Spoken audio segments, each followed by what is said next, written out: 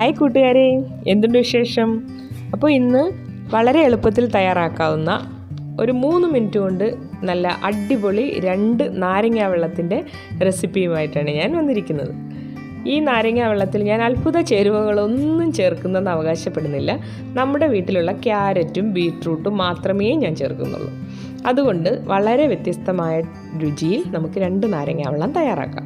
ഒരു ചെറിയ പീസ് ക്യാരറ്റും അല്പം പഞ്ചസാരയും ഒരു നുള്ളു ഉപ്പും ഒരു തുള്ളി വെള്ളവും പിന്നെ ഒരു നാരങ്ങ മുറിച്ച്, ഒരു മുറി നാരങ്ങ മതിയല്ലോ, ഒരു മുറി നാരങ്ങയുടെ നീരും കൂടി നമ്മുടെ മിക്സിയുടെ ചെറിയ ജാറിലോട്ട് ഒഴിച്ചു കൊടുത്ത്, ഇപ്പോൾ വെള്ളം ഒരുപാട് ഒഴിക്കരുത്, കാരണം നമ്മുടെ ക്യാരറ്റ് നമുക്ക് അരഞ്ഞു കിട്ടണം.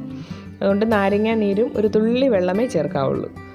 എന്നിട്ട് നമുക്ക് നമ്മളെപ്പോഴും ഈ നാരങ്ങ പ്രസ്സിൽ വെക്കുമ്പോൾ നമ്മുടെ കൈ കൊണ്ടുകൂടെ അതൊന്ന് എടുക്കുന്നത് നല്ലതാണ്, കാരണം മുഴുവൻ ജ്യൂസും നമുക്കിനി കിട്ടും.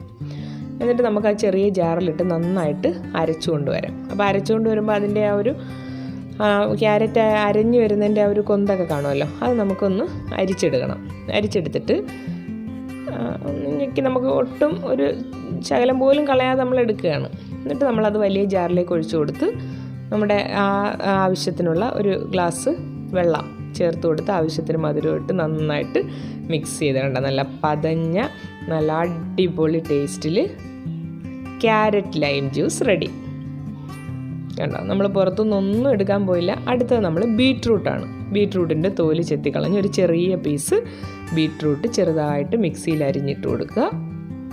അതിലേക്ക് എപ്പോഴും നാരങ്ങ വെള്ളത്തിൽ ഒരു നുള്ളു ഉപ്പ് ചേർക്കുന്നത് നല്ലതാണ് കേട്ടോ. അപ്പോൾ ഉപ്പ് കൂടെ ചേർത്തോളുക.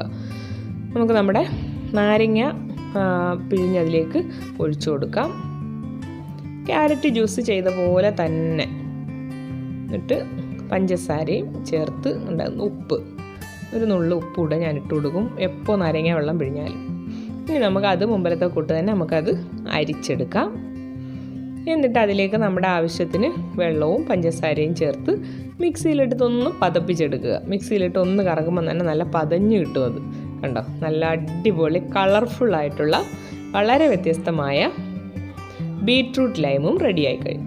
അപ്പോൾ വളരെ ഈ ചൂടത്ത് കുടിക്കാൻ പറ്റിയ, ഇപ്പോൾ ഐസ് വാട്ടർ ഉപയോഗിക്കാൻ ശ്രദ്ധിക്കണം.